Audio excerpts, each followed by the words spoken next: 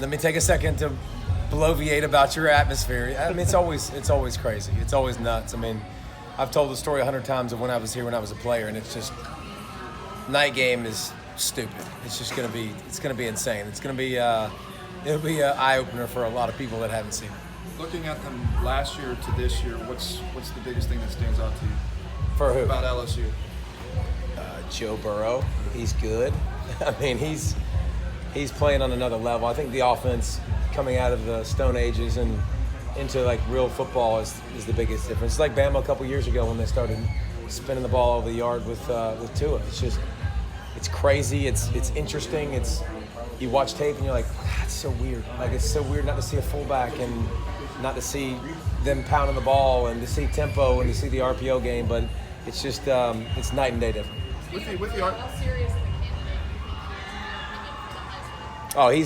he very much should be in the top 3 or 4 right now, and in everybody's ballot, not just mine. I mean, he's done everything from a standpoint of having to depend on him and go into a tough atmosphere. To me, the hardest thing to do in college football is win on the road. Going to Texas, I was there. It was phenomenal. It was awesome. So another opportunity to make another statement. And then guess what? You go to Tuscaloosa, not too far down the road, and another chance. So he's very much in it. As years pass with people running the RPO now, are we starting to see some defenses starting to figure out, or how do you see that? Well, I'm a former defensive guy, and to put it bluntly, it's cheating.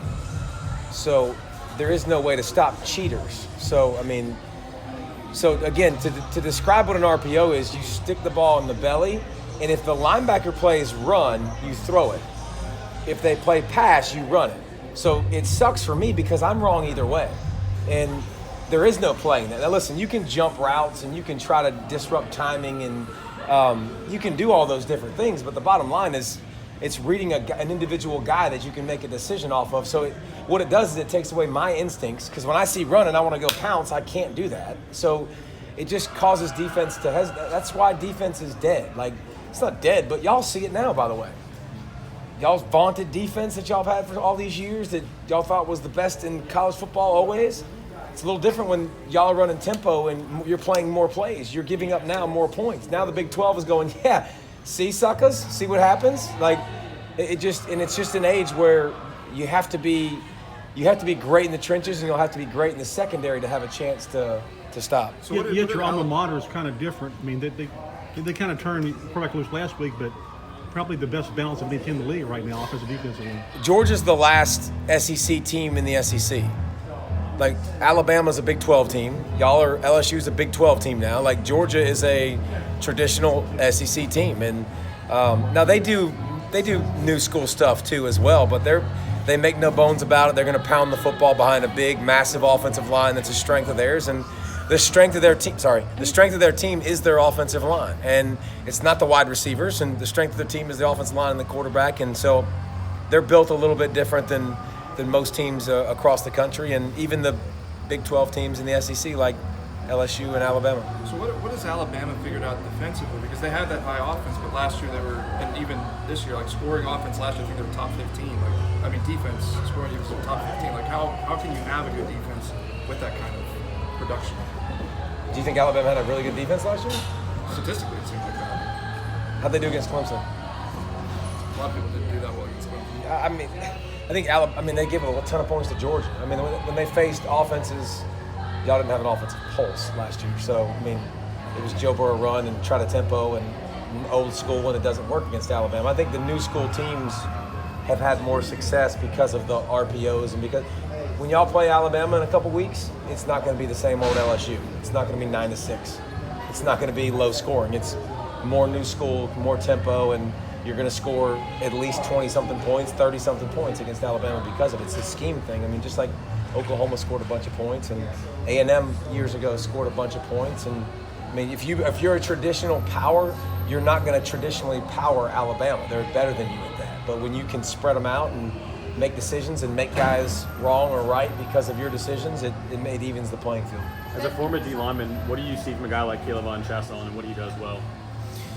I want to see more from him, by the way. Like, I know he gets a lot of attention and a lot of love, and he should, because you see the physical traits. But, like, I remember being on the sideline in the Texas game going, when is he going to make his presence really felt? Like, when are you going to beat people consistently? I know he's got the goods, but I think like this is a type of game, Alabama type of game. I want to see his massive potential be like Grenard on the other side. That dude's a wrecking crew. Like for Florida, he has been wrecking shop all year long. Now he can't help; he wasn't healthy either. But Grenard has been that guy that's been hyperactive and blowing up screens and blowing up things week by week basis. And I think the talent's there for him to be the same type of player. What you talked about the DBU conversation and brought up the Texas game. How much do you think LSU's defensive backs have to prove against this game against Florida? Well, they already proved they weren't DBU the first week against Texas. I mean, that was DB burnt you on both sides. Like both sides got destroyed. I mean, let's be honest. They were both lit up on both sides. So I think we'll have something on game day tomorrow that people will find pretty interesting because there'll be a little conversation about DBU with very differing opinions. So it'll be fun. I guess that's a tease in our business is what that is. But, I mean, I think everybody has different views of who DBU is. But this hasn't been the year for it. But I will say this, Stingley's the best. I mean, we can talk about Fulton. We can talk about Delpit. We can talk about all the guys. Like, when I'm watching tape, that guy is like, holy cow, next level freaky. What do you think's different about LSU fans compared to other teams? I don't know. I mean, I don't. There's a lot of fans that are loud and obnoxious. I think they're just, at night, I think they're very hydrated. I think they're very loud. They're very obnoxious. It's just, I mean, I think it's not, I don't think LSU fans have cornered the market on something spectacular that Florida fans don't, or Georgia fans don't, or Alabama fans don't. Like the South is nuts and they have problems, and their team is their religion, and it's passed down from granddad to dad to son to grandson. Like it's nuts, and you definitely know the culture here is awesome, and the night culture is stupid. It's Guys, insane. last question for this. I got to get him to another show. As a former athlete, college athlete, It better be a good one, bro, because this is the last one. it's good for me. Okay, good. As a former college athlete yourself, what's your take on the California pay-to-play bill? First time I've been asked about that. Good question. It's inevitable. It's going to happen at some point. There's going to be pay for play. I like that we have a couple years to try to figure this out in a way that's going to actually work. And remember, the schools aren't paying players. I think that's one thing to keep in mind. This would be maximizing their likeness and taking it to different places and getting compensated for it. I think it'll change the game of football completely. Like it'll change. Listen, there's stuff that goes on now that's in the gray area and in the not so gray area. But I think this will change recruiting. This will change teams. This will change. I mean, you talk about building teams and leadership, and everybody's the same, and everybody's got to do this. Well, I'm not at the face of a dealership and making $100K. Like, I'm still struggling. So I think this will definitely be something that will change college football, and we'll remember where we were when it happened. Thank you.